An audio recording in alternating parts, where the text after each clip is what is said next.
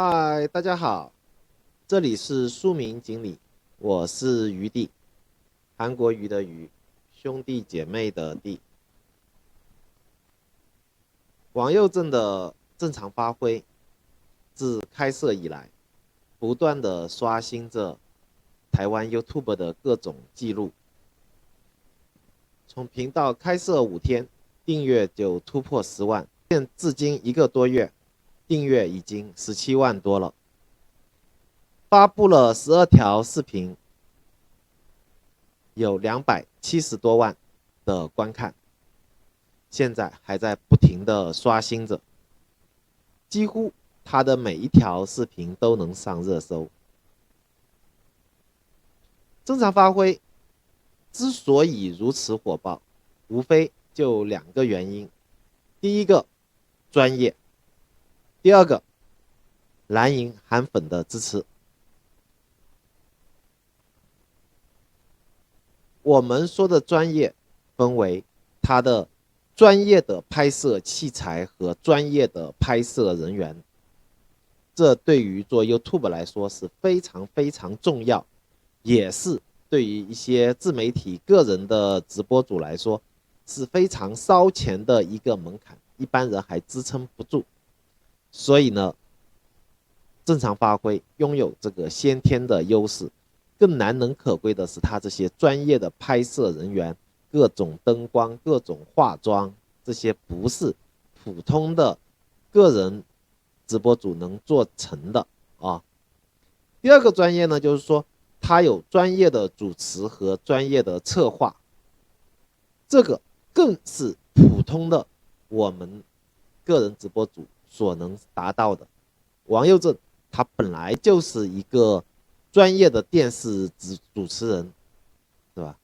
更重要的是他的选题也好，他的整个脚本的撰写也好，这些都是非常非常的专业，有多年的媒体从业人员才能做到的一件事情啊，也不是我们个人直播主能做的事，这就是一个门槛的问题，它就是一个先天优势的一个东西啊。当然，第二点就是蓝营和韩粉的加持了。大家都知道，韩粉从来是台湾各种政治群体当中粘度最高、忠诚度最高的一个群体，而王佑正就很好的利用了那么一个时机，将韩粉导入到正常发挥上来。这也是他非常成功的一个点，时机把握的好。现在大家最关心的，可能已经不仅仅是一个王佑正，也不仅仅是一个新闻生喉咙，更关心的是中天该怎么走。对于蓝营也好，韩粉也好，中天才是他们的一个大本营啊，王佑正只是其中的一个支流而已啊，所以中天他接下来怎么走，这才是最最重要的。目前看来，中天基本上已经无力回天了，也就是到12月11号吧，中天关台已经是基本上没有疑问了。不管你的这个法律诉讼、行政诉讼怎么打啊，基本上是没办法。目前我们从中天的各种的操作来看，应该中天也是要往 YouTube 方向去转移了啊，因为中天它是电视台，它拥有的这个资源肯定比正常发挥拥有的这些资源会更多啊。正常发挥就一个王佑正，但是中天有 N 个王佑正啊。正常发挥它只是忠实给了他一些专业的人员，但中天有更加完整的一个团队，所以中天它天然拥有的这些资源将比正常发挥还要更多。然后对于韩粉或者蓝营的支持者来说，中天它整个电视台对于我前面说了，它就是一个大本营的概念，正常发挥只是其中的一个支流嘛，对吧？所以中天作为蓝营，作为韩粉支持，更希望把它捧起来，这才是一股大的力量啊。我们现在看，就是中天，它已经有148万的一个订阅，也就是在目前的台湾所有的电视台里面，中天所拥有的这个订阅量是最大的啊，比 TVBS 还要多。因为 TVBS 它虽然也是一个蓝营的一个电视台，但它更偏向于一个中产阶级，也就是所谓的知识蓝和经济蓝。但中天呢，它的光谱会更广泛，它更多的倾向于一种庶民蓝啊，所以中天它的用户量更多，因为整个社会结构大家可以知道，中产毕竟是相对于底层的庶民来说，数量是要少一些的，所以说中天它的用户量肯定会大。现在中天最明显的方向，它也是要转战 YouTube 上去，因为中天前面这么多年在 YouTube 上的运营也达到了这么多的一个用户量了，然后它在开设更多的频道，制造出更多的，就复制更多的正常发挥这样的一个频道，然后和中天的整个形成一个矩阵式的一个推广，就是相互各个频道之间相互推广，相互帮忙，这样从而真正扩大这个订阅量，实现一个影响力和经济上的一个营收。YouTube 作为全球最大的一个视频网络平台，中天走这条路，余地我个人表示是支持也认可的，相信他会走出一条路来啊。但是呢，我也必须要提醒，正常发挥它只是一个频道，运营它的一个成本相对来说还较低，因为它是靠中国时报体系里面的啊。但是你中天一个电视台，如果完全依靠 YouTube 的收入来支持运营，余地我个人还是感觉比较忧心的啊。但不是说不可能，我相信是可能的啊。其中最要命的是什么东西呢？YouTube 它也是一个互联网平台，如果 YouTube 不给你流量了，不管你的订阅量有多大，可能你都没有收入了，因为这是可能存在的一个概率。但是当然我们还是更多的相信 YouTube 是公平的，同时依靠 YouTube 的收入，我相信很难支撑中天现有的员工和团队的一个运营，或者说让我们的蔡衍明董事长很难赚到钱或者赚大钱啊。所以这几天余地我也为中天着急，突然想到一条路。其实呢，我不知道台湾目前的整个电视业的一个发展状况是如何，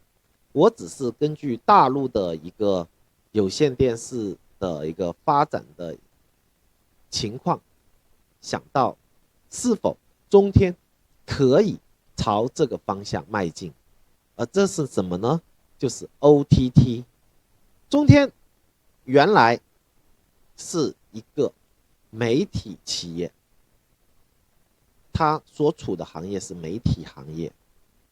不知道我们的蔡衍明董事长是否有这个勇气和魄力，让中天大胆的向互联网行业迈进。他做 OTT 不仅仅是说中天自己做一个 APP 这样的一个软件装在各种机顶合理，不是这么简单。说实话，做这么一个东西，余地我个人认为在技术方面这完全没有难度，而且成本也不是很高。但是呢，这样的效果未必好，或者说未必是产生一个真正的一个方向或者收入来源啊，它可能只是一个辅助的一个配套而已。余地我想的是什么？是我们结合互联网在大陆发展的这么多年啊的各种的一个经验，我给出的这个考虑和建议。也就是说，不仅仅是开发一个 APP 去装在各个机顶盒里面，如果我们蔡彦明董事长他真的有这个魄力和胆识的话，应该是怎么做呢？直接做这么一个东西，这个什么就是机顶盒，直接做这个东西，直接去抢占各个家庭的客厅的电视机。刚开始看到台湾 NCC 他要关中天，我开始不知道，以为这是一个多大的一个事情，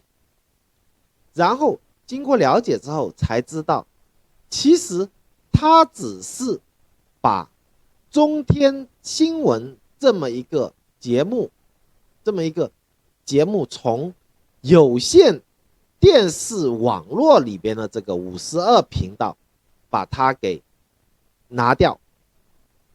说真的，大陆来说这有什么大不了的？第一，大陆人或者年轻人吧，基本上没有人去装有线电视这么一个东西了，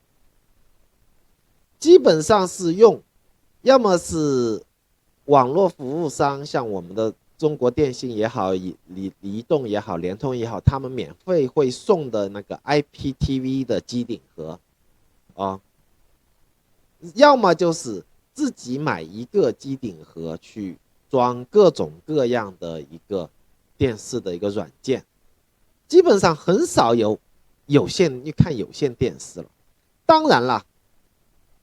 就算很多老人家有看有线电视的，也不会记得说哪个电视台在哪个频道。说句实话，真的不记得的。因为什么呢？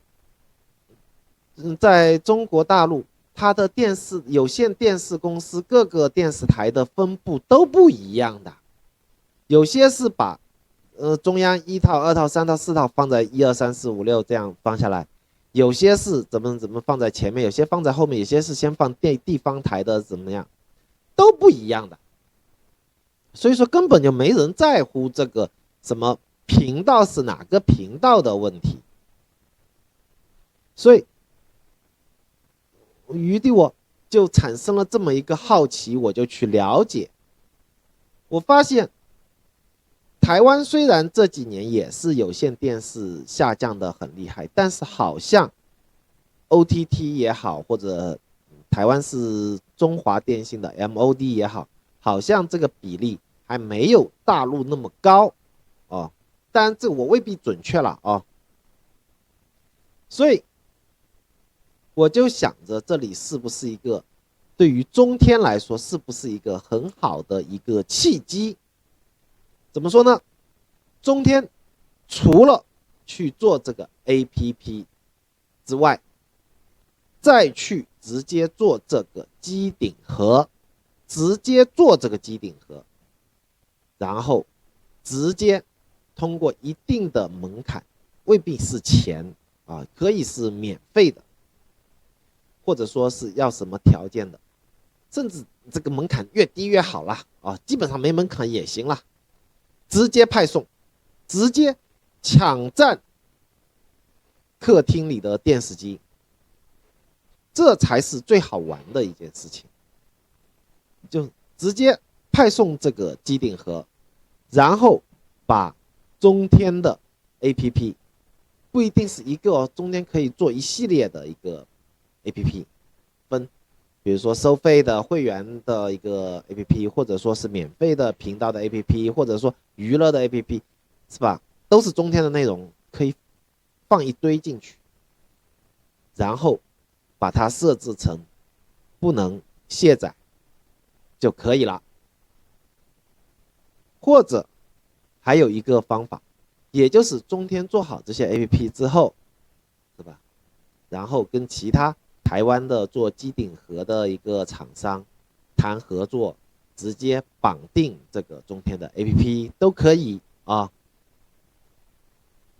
这样直接杀入市场，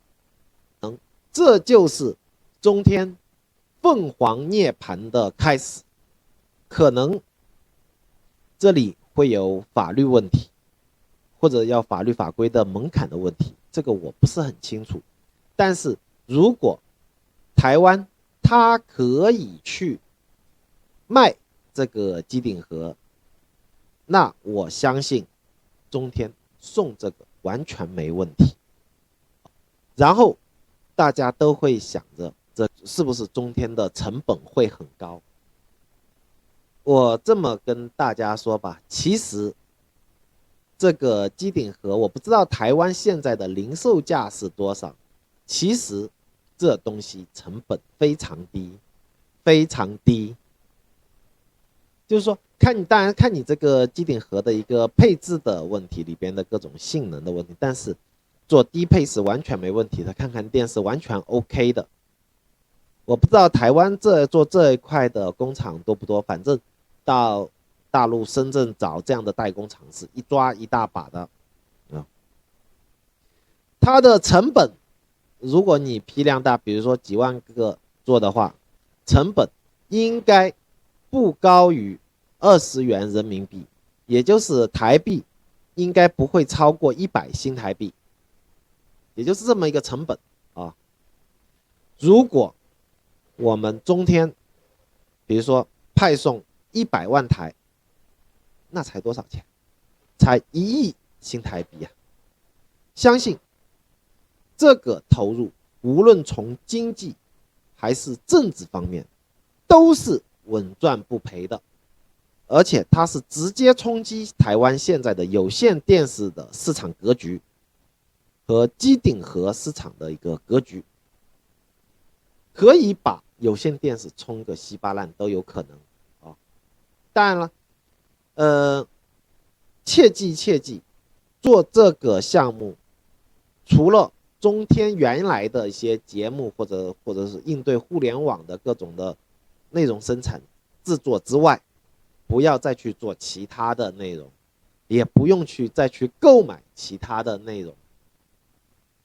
就做好中天自己这个 APP 就 OK 了。作为用户来说，它不是像现在的传统的有线电视，或者说像你们的那个 MOD 这样喜欢被动式的接收这些信息，或者被动式接收哪个电视台给我这个信息，哪个电视台给我信息。现在的人不喜欢这种方式，更多的是像 YouTube 这样子，我想要看什么我去点什么啊，这里就非常好玩的一个方向。也就是说，你这个机顶盒里面不用去自己再生产太多的内容，用户自己会去互联网上去搜各种各样的 OTT 的软件，去装到这个机顶盒里面，自己会去做选择的。你只要去做的是不要让用户卸载这个中天的这个 APP 的东西就 OK 了啊。如果做这个机顶盒，我相信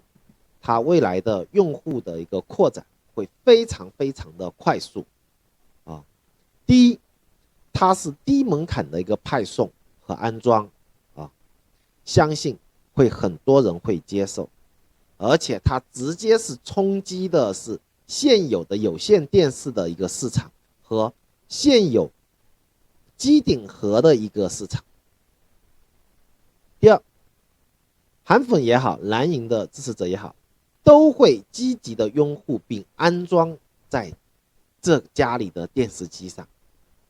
你要想，现在台湾所谓的世代割裂非常的厉害，比如说父母是蓝营的支持者，子女是绿营的支持者，对吧？但是呢，家里这个电视机装什么机顶盒是谁说了算？基本上是父母说了算嘛，对吧？所以在装了这个机顶盒之后，作为年轻的世代，他会不会有可能去打开这个电视机，玩一下里边的各种的软件，或者在互联网上的各种信息呢？肯定会啊，对吧？这样有意无意之间，他就会接收到蓝营的各种的信息，从而实现逐步的转化。如果这个机顶盒的派送达到500万台的话，相信他拥有的观众群体是台湾最大的一个电视台了，而这一切都是 NCC 逼出来的。从另外一点来说，这个机顶盒它是一个数码产品，更接近现在年轻人的一个需求，这样也就是让中天和国民党直接切入到年轻人的群体当中去，抢占绿营的核心票仓。而这个成本我们前面算了，只要5亿元新台币，这个划算吧？我相信如果蔡衍明董事长自己都不舍得不出钱的话，国民党都会愿意出这个钱给中天来做这个事情，甚至国民党自己都可以开个台嘛，对吧？但这只是我余地的个人的一个作为旁观者的一个建议，我也不是从事这些什么行业怎么样，只是在大陆看着大陆的互联网风起云涌这么多年，其中的很多的微妙的套路，我希望台湾的朋友会知道，对你们有所帮助啊。也就是也有可能啦，蔡衍明董事长他身边的幕僚也会已经提出这个 OTT 的建议啊，或怎么样，但我希望中天真的可以考虑一下，大家都希望台湾有更加多元的声音，无论你是蓝的绿的。当然对于蓝营支持者，对于韩粉来说，中天是必须要有的